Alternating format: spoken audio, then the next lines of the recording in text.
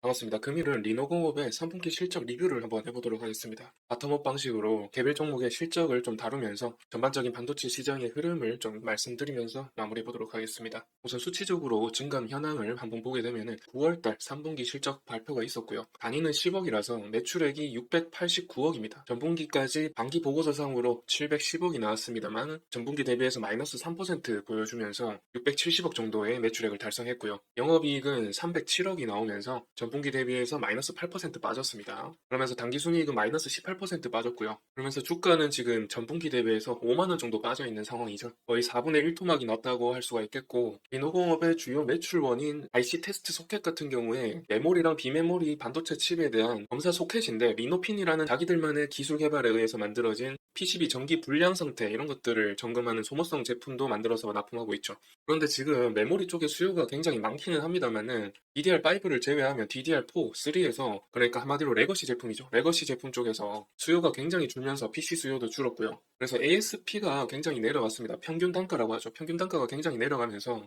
검사 비용도 줄게 됩니다. 그렇게 되면. 그래서 반도체 업황 전반적인 업황 자체가 나빠지고 있기 때문에 이 테스트 비용도 낮아지면서 그래서 매출액도 낮아지고 있다. 8월부터 ASP가 꺾였기 때문에 그때 이후로 실적이 조금 하락세로 접어들었다라고 좀 볼 수가 있겠습니다. 반도체 업황은 별로 좋지 않다는 말씀을 드리는 거죠. 대신에 기업향으로 AI 데이터 센터향으로 가는 이제 DDR5라든지 ESSD 이쪽으로는 지금 수요가 많기 때문에 그쪽에는 이제 이 공급 단가가 높다, ASP가 높다라고 볼 수가 있겠습니다. 그런데 여하튼 이렇게 매출액이 준다는 것은 주요하게는 레거시 쪽에 좀 치중되어 있다라고 볼 수가 있겠죠. 그래도 이제 리노공업 같은 경우는 자기들만의 기술력을 가지고 영업이익률이 많이 나온 업체죠. 40에서 50% 정도의 영업이익률을 보여주고 있는 업체이고 당기순이익률도 30%를 넘는 업체입니다. 그래서 매출액만 늘어난다면 성장성이 또렷하게 증가하는 업체가 되겠습니다. 그래서 지금 뭐 매출액이 줄었든 매출액이 적었든 항상 당기순이익률이 높았기 때문에 당기순이익이 많이 나왔기 때문에 자본금은 엄청나게 많은 업체죠. 보시다시피 이 기업의 자본 부피가 굉장히 커지고 있는 것을 눈으로 한눈에 확인할 수가 있습니다. 우상향하는 움직임.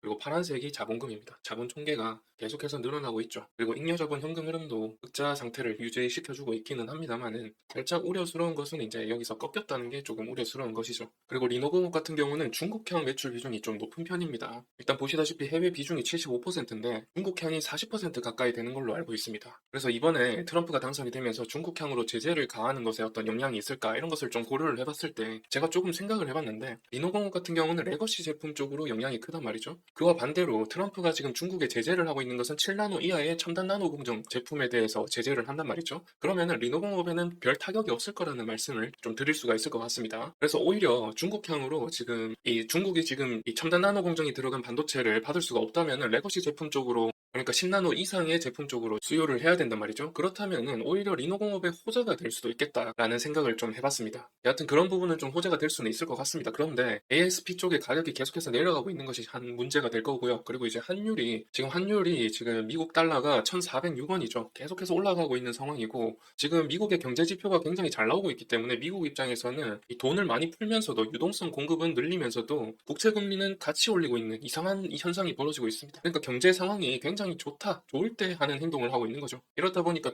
강달러, 고금리 이런 기조가 계속해서 나타나고 있고요. 이렇게 되면은 우리 입장에서는 굉장히 좋지 않죠. 외환 보유고가 점점 줄어들고 있습니다. 몇십억 달러씩 외환 보유고가 깎이고 있는 상황이거든요. 그러면은 이제 악순환이 되는 거죠. 환율이 올라가는 것을 막기 위해서 외환 보유고를 사용을 한단 말이죠. 그러면서 외환 보유고가 점점 줄어드는 이 악순환이 발생을 하고 과거에 이런 적이 한 번 있었습니다. 외환 보유고가 이제 거의 바닥이 되면은 IMF가 올 수 있다 이런 위험성이 있기는 합니다. 지금은 뭐 그 정도는 아니겠지만 여하튼 외환 보유고의 고갈은 IMF를 불러올 수 있다 이런 부분은 좀 상식적으로 알면 좋겠죠. 그리고 이어서 이제 다시 환율 쪽으로 돌아가서 말씀을 드리면은 일반적으로는 수출 비중이 높은 업체들이 환율이 높아지면 수혜를 입을 것이다라고 생각할 수가 있겠지만은 그것도 좀 정도껏 달러가 비싸야 됩니다. 우리나라는 수입도 생각하지 않을 수가 없기 때문에 거의 이제 원자재 대부분을 수입에 의존하잖아요. 수입 단가가 높아지면은 오히려 마진이 떨어지는 현상이 벌어질 수가 있습니다. 그래서 달러가 적당히 높아야 되는데 너무 강달러 기조가 길어지고 또 고금리 고금리 기조도 계속해서 길어지면은 기업 입장에서는 별로 좋지가 않습니다. 물론 이제 부채 비율이 낮기 때문에 큰 영향이 있겠나마는 여하튼 기업 입장에서는 고금리 기조는 별로 좋지 않다라는 말씀을 좀 드릴 수가 있겠습니다. 그래서 여하튼 지금 글로벌적인 어떤 반도체 지수 자체도 지금 좀 별로 좋지 않고요. 그래서 이제 코스피, 코스닥도 보시다시피 바닥 찍고 한번 이제 기술적인 반등을 일으키고 있습니다. 그러나 아직 이게 완벽한 바닥을 찍고 반등하는 것인지 뭐 데드캣 바운스 형태로 직전 저점이 2380입니다. 그래서 거기까지 또 한번 시도를 할지 좀 지켜봐야겠습니다. 그래서 만약 여기서 데드캣 바운스로 한번 더 떨어지게 된다면 직전에 2380까지 지수가 떨어질 가능성이 있어서 그렇게 되면은 이제 내부적인 요인도 별로 이제 실적이 전분기부터 꺾였잖아요. 그런데 외부적인 요인으로도 같이 이제 영향을 받아서 하락할 가능성이 있다라는 말씀을 좀 드리면서 영상을 정리해 볼 수가 있을 것 같습니다. 이렇게 이제